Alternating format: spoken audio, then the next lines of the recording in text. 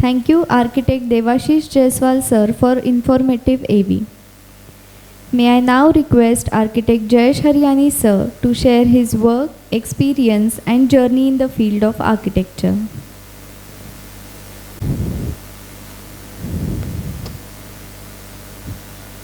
इतना लंबा इंट्रोडक्शन मैंने कभी नहीं देखा है. I thought the presentation is done. My job is done. It's easy. And 9 तो बज गए हैं तो अच्छा हो गया. इतना लंबा इंट्रोडक्शन में मेरा प्रेजेंटेशन ऑलमोस्ट हो गया है. Thank you for such a kind introduction. And thanks for having Bindu and myself. Wonderful hospitality and such a memorable day and half that we are here. So, Sri Shyam Saileshji, kind thanks and sincere gratitude for having us invited here last night, and even I think 3 or 4 of the colleagues were there at airport, which was very humbling to have pretty much Piyush ji, Purushottam ji, Samir ji along with the lunch, and Sri Sarang, who accompanied us for a great experience that we had today at the caves. And what an experience. Sri Amod ji, I don't know whether he joined or not, right there, will be there in here as well as here. So thank you so much. Thank you.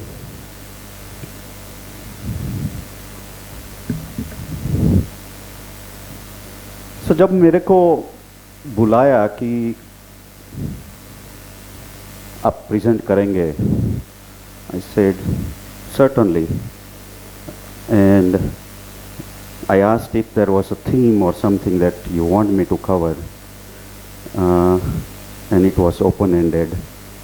So I have just put my thoughts, and I hope you will probably find it worthwhile. Often I get question that how do you do all this, or how do you manage all this? And when you have a practice, multi-geographic locations, lot of different cultural issues, when you do work across the globe, a lot of people that you have to manage, and how do they really get the final result, which is top quality? So that question comes, I think, in all of our mind. Like in small office to mid-size to the large office, that quality कैसे maintain करेंगे? Quality of the design, which is a softer aspect. Quality of a manufacturing product. एक बार setting हो गया, commissioning हो गया, plant set हो गया, तो वो अंदर से raw material जाता है, बाहर निकलता है, right? But how do you manage the quality of the softer aspect, which is the creativity and design, where you have to work with lot of people to deliver that? So that is the question that I thought would be worthwhile covering today. So we have a system that we have worked out, which I will go through the case studies. But first, quick introduction of I&I Design Studio. So थोड़ा focus नहीं लग रहा है, ये कर सकते हैं? Readable नहीं है ना? So one of the thing that drives is virtues. जो अपने गुण जो हैं अंदर से, वो कैसे आपके वर्क में ट्रांसलेट होते हैं, वो सबसे पहला चैलेंज होता है. So we have a clarity in our virtues across our practice. Collaborative design process guided by environmental consciousness and social and ethical decision making, open communication, and international expertise but local spirit. And we think of a built environment as ecosystem. So these are the major virtues. Sustainability is at core. Sustainability we hear a lot. Each one of us, if I ask, will have a different answer for sustainability because it's branded so much, marketed so much, lot of jargon, and we really struggle what really we mean by sustainability. So we have clarified that in our head and in our projects.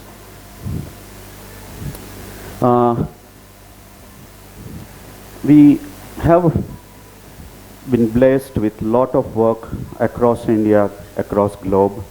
So these are just the dots where we have either project or office. Lot of teamwork, lot of design, hard work, and everything driven by the ethos that we have set to. And this depicts the process, how it just looks chaotic, but there is a process that I'm going to talk during my presentation today. So our journey in India, we started as a North American brand called Burt Hill. Then a global merger happened and we started practicing as Stentech, and we reintroduced and restructured South Asia, India as I&I Design Studio. It's a different name, same people, same virtues, same spirit. So just it's a name, because many times you will hear all these names when we sign our contracts. The services that we have all in-house, because we believe truly if you want to deliver a sustainable project, you have to collaborate and integrate all of the disciplines of the trade. And so we built every expertise in-house, whether it's architecture, landscape, engineering, planning, interior design, sustainability, and so on and so forth. Research is key because every project that we get into is unique by its nature, and we have to learn ourselves to serve that project. So that becomes a DNA for us. Sector-wise, any built environment, we have worked and serviced one or the other way, whether it's healthcare, science and technology, education, corporate commercial, townships and neighborhood, residential, hospitality, industrial, civic and cultural, sports and entertainment, tourism, waterfronts, transportations, and large-scale master planning and so forth. So that's a quick introduction of I&I Design Studio. So I'm going to focus on 10 metrics, 10M we call it. A book is published by a renowned US publisher, Oro Publishing. About this, you can check it out, but I'm going to cover that in detail with the project case studies today. And there is another book published by Mappin Publishing. Again, I think most of the architects would probably recognize and relate to that. It's on the table, you can check it out. Both books are available. Designing for Modern India talks about a lot of rigor and process of our design in that book. So 10 metrics guiding complex projects and the design process.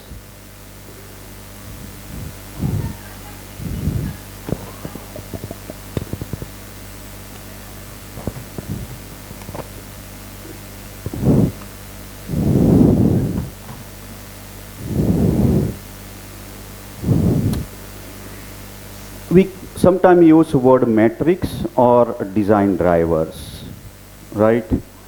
तो जब भी project brief आता है, client आता है, something in their brief,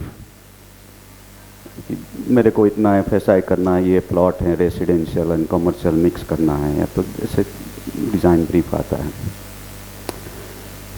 Sometimes you get a complex brief and so forth. The design brief is just the starting point, what client is looking for. But we try to develop our own design brief. That as design firm, what is our objective on top of client's objective? And how do we really drive that objective through a decision making which is guided by 10 lenses or 10 metrics or drivers, right? So matrix 1, humanism. What we mean by that? It's sensibility for people, planet and lives in a collective philosophy. आज जब मैं caves देख रहा था and I was hearing that all of us create an opinion of the things based on what is fitted in our head over the time and what has influenced us, and each one will see differently, right? So human experience for any space or for any object will be different. It will not be same identical. And how do we cater to our design which serves this, right? So a lot of things go in that. Whether it's human comfort, whether it's glare-free daylight, whether it's ventilation, passive ventilation, or whether it's, you name it. All have to be factored in, right? So that's what we mean. And it's not just about human, it's about larger ecosystem that you have to deal with.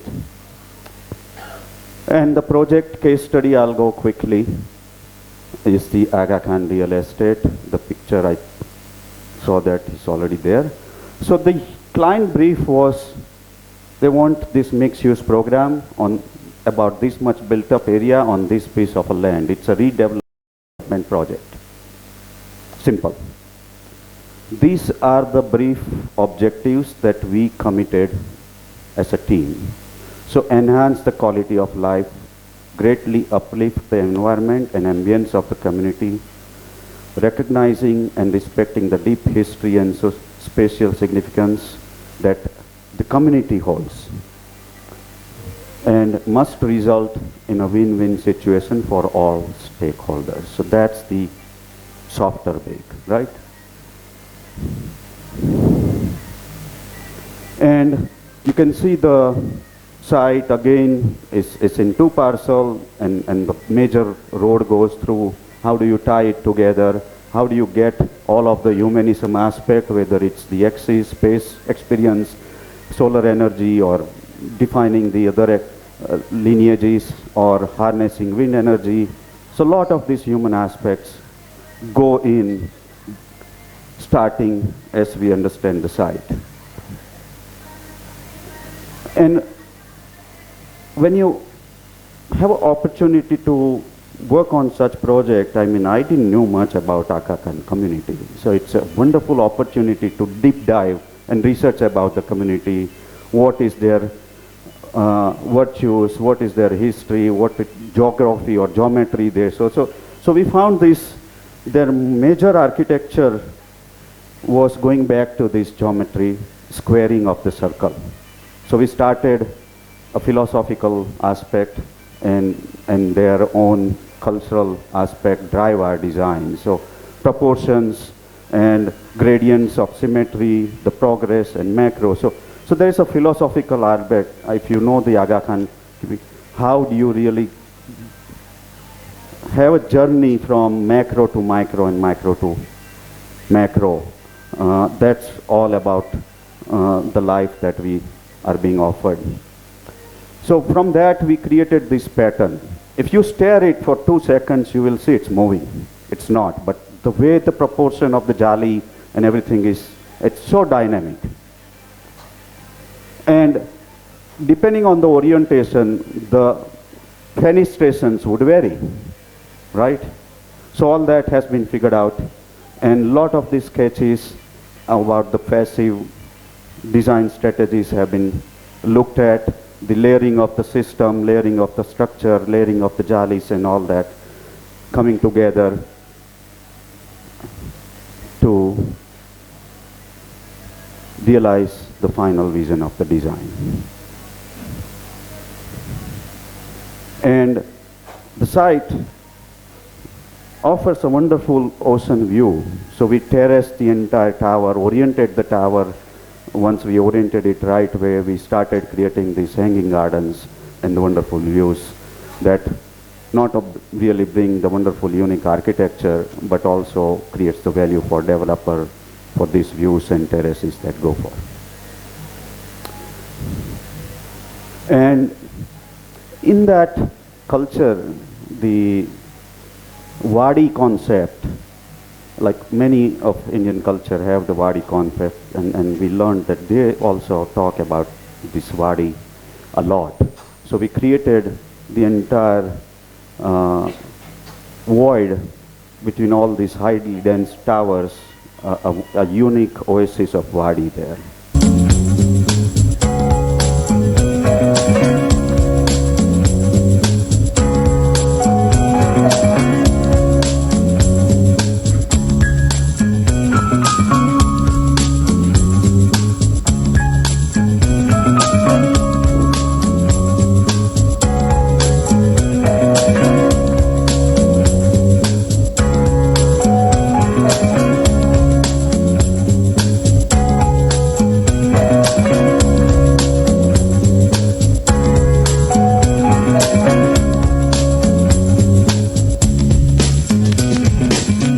That's the Jamaat Khana, their community hall.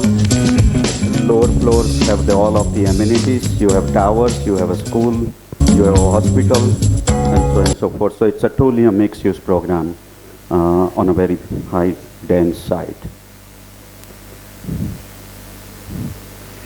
So metric 1, humanism. 2, design excellence. What do we mean by that? We have set the bar high. Never stop. There's always room for improvement, and keep working at it.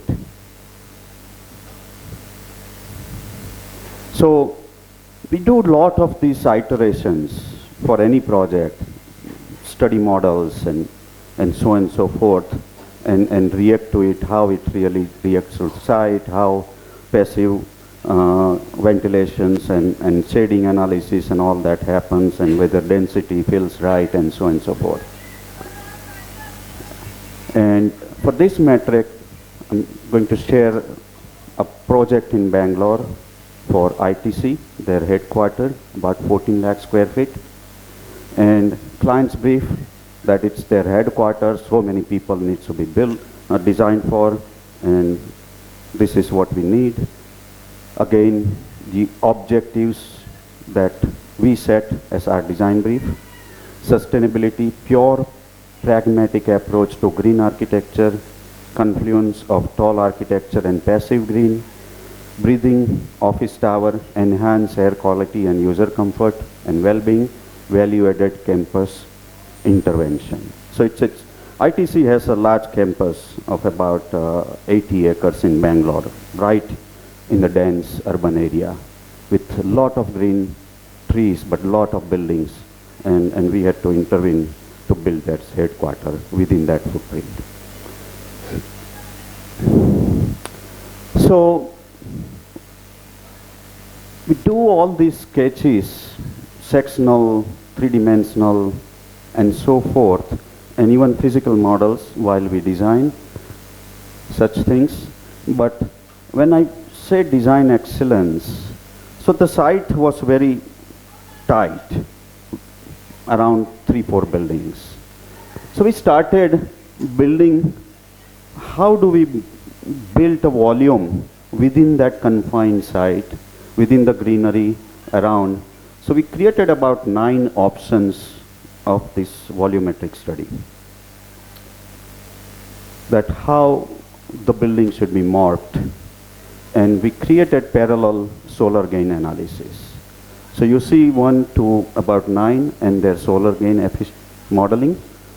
So number 6 is the lowest solar gain, which is this particular form. So that's what we committed to. When we started, Bangalore is a mild climate. We committed ourselves to come up with something which is not done in the high rise. So almost it should be used most of the year without air conditioning in a high rise condition. So we started studying how the wind would really be used to our advantage, and did lot of modeling. How do we lift the mass, and how do we channelize the wind and the stack, natural stack effect, and drew a lot of these sketches and run tests of how the air movement on those hanging gardens would come through, and then it would just go up above and go into all floors. Similarly, we did a lot of modeling in terms of how the morph was. I mean, it was not straight. I mean, it was angled, as you remember. And the orientation changes, and so is the pattern of the penetration, the depth of the fins. Everything is dynamic to respond to that orientation. And even this is the south wall, so it's like hanging vane or a biopic design, and then created one terrace which was required to really blow the wind at halfway through the tower. These are all of the really sized and designed so that the scientific work that they have to do to ventilate the entire building properly is crafted that way. You can see more. An entire building is lifted and hanging. So that's the design excellence matrix. Number 1, 2, are you with me? Making sense? 3, performance. What do we mean by that? When somebody comes to us, I mean, yeah, they are coming to us for creativity, design. Good design is already given by default. I mean, that's our job. We can't just not give that, but what more can we give? And that's the lifetime performance, right? So that's what we mean, that performance and aesthetic need to go hand in hand. In the previous project also, I described that the form is not just any form, it is high performance form. One can say that how do you really respond to such site in the most interesting way? And it has 2 roads access, so on the north and south, and the building is really taking cues from the site. Now, the way we design is that you come from both sides and you arrive at the height. And the size of that entire space is captured in the most scientific way across all 4s. So, system approach, when you want to do the performance-based design, you have to have some framework to make decisions that whether it's adding to the performance of the project. When we say performance, it's a life cycle analysis, right? Whether it's adding or not. So every system on the facade is really screened that way, right? So ventilated cavity, splendor glazing, high performance, low E glazing, then the cladding of a dry ventilated. Okay. And so we create this double skin with a passive ventilation, again, almost reduces the air conditioning load of about 40% right there. Similarly, the atrium, center atrium, and the velocity and the comfort level CFD analysis go hand in hand to help architectural design as we progress in our design decision. This is the thermal scan that when this atrium is open to all floors, so that the comfort has to be there without using too much of energy to really cool every space. And some final images. So as you can see, the facade, somewhere it is a double skin, somewhere it's a single skin based on the orientation and how the connection to the gardens and the sky has been established. And the water features are also introduced to relieve some of this high density urban fill. And as you can see, this is about 65 feet cantilever. First time this was done, entire building structure is still. And we had to train the contractor as well as how to draw soft drawings of the steel construction and how the welding tests have to be done on each joint. So we had to bring all that expertise to the client, some of the interiors. A lot of artists and artwork has been integrated across the project. We had a wonderful client who didn't care about how much we will spend, so we really gone crazy with some of this. You don't get that opportunity that often, so why not?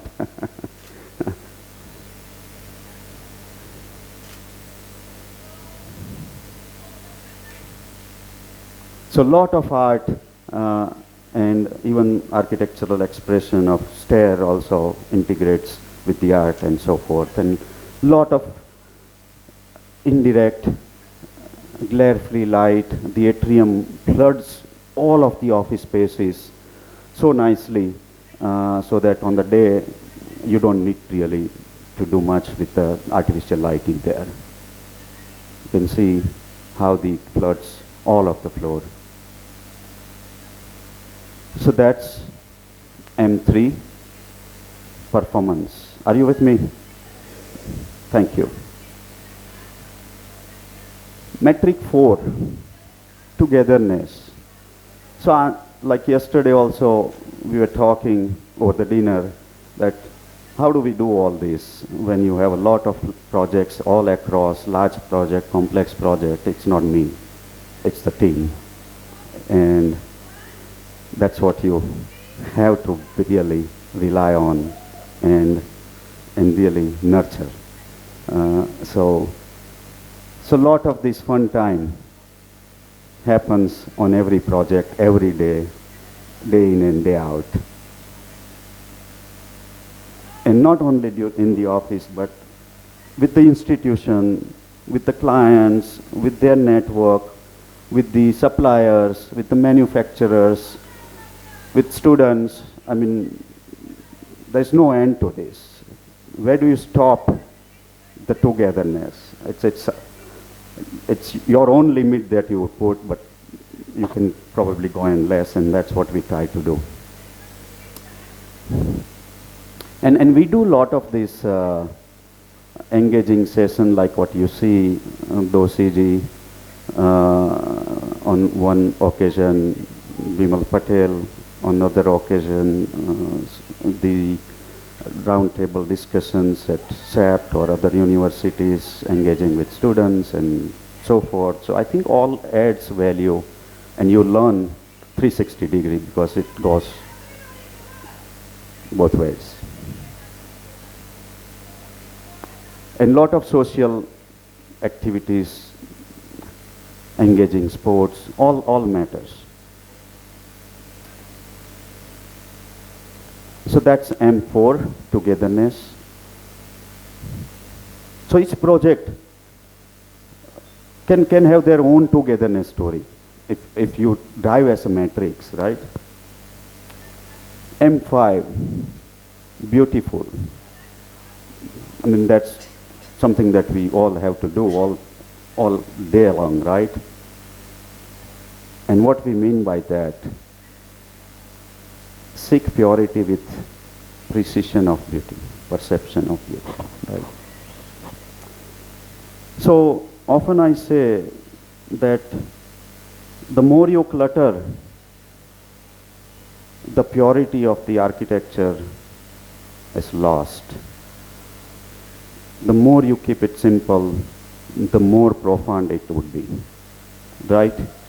And so design by edit, once you have something as an idea, start drawing it and then start questioning, can I take something away and still the design intent would maintain its essence, right? Keep taking things out as much as and still see whether it holds, the design ideas it holds. And that's what generally I feel would be right way to do. Keep it simple, pure, and the case study here is a small house. Objective here is minimum intervention to natural topography and topsoil, giving back to nature for its abundant gift, enhance sites biodiversity, net zero architecture and passive design, simple and timeless beauty through the modernist aesthetics. So the site was heavily contoured from one end to the other end, about 120 feet drop. So pretty steep drop. And we said we will touch only ground at 20 locations with the pile, and entire natural ground has to remain intact. So that's the way we master plan this.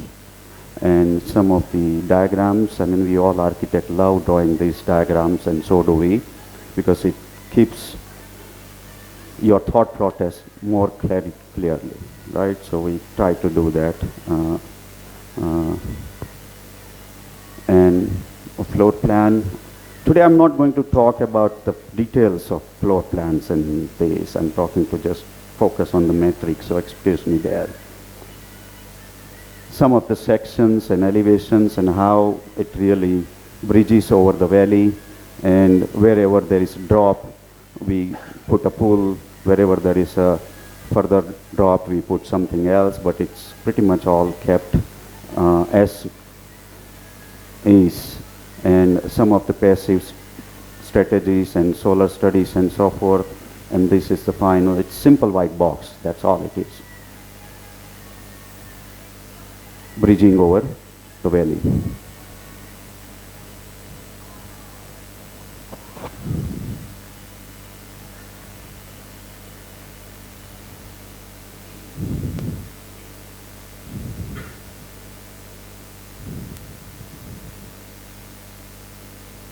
So a lot of this simple play you can see all across. And see the layering of the nature.